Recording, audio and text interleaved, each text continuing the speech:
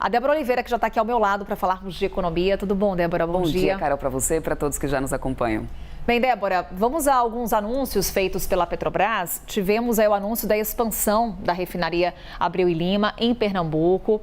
A ideia é aumentar em 40% a produção de diesel no Brasil. Ô, Débora, a gente sabe da dependência que o Brasil tem da importação do diesel. Inclusive, o próprio presidente da Petrobras, o Jean Paul Prates, falou que, olha, com essa ampliação, a gente vai reduzir essa dependência. Não só reduzir, mas a gente vai ter autossuficiência de diesel no país.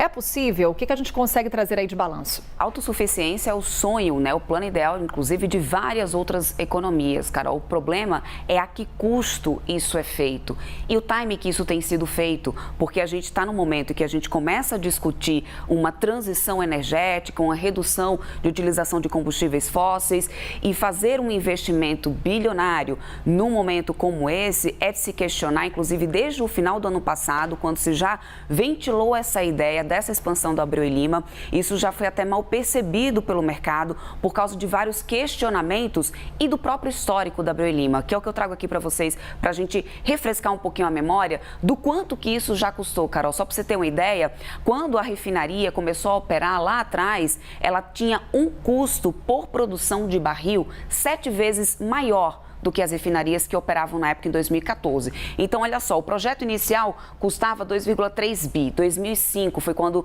começou esse projeto inicial, foi apresentado, até então não foi colocado em execução. Em 2006, eles fazem uma revisão de estudos, ampliam o valor desse projeto para 4 bilhões de reais. Lembrando que até esse momento era uma parceria entre a Petrobras e a estatal venezuelana, a PDVSA, que seria então o custo dessa construção, 60% da Petrobras, 40% da Venezuela. E aí, em 2009, depois de mais um estudo, e aí sim o projeto começa a ser executado, vai para 13,4 bilhões o custo dessa obra. Até aqui, 2009, a Venezuela não tinha entrado com absolutamente nada. E agora a Petrobras esclarece que, olha, eles não chegaram a assinar nem contrato, então eles não nos devem nada. Na época, o projeto era feito, né, era pensado metade para se refinar o petróleo que é produzido no Brasil e metade do que era produzido na Venezuela, que são produtos diferentes. Mas aí a Venezuela não entrou nessa história, não colocou dinheiro, a Petrobras foi arcando com isso.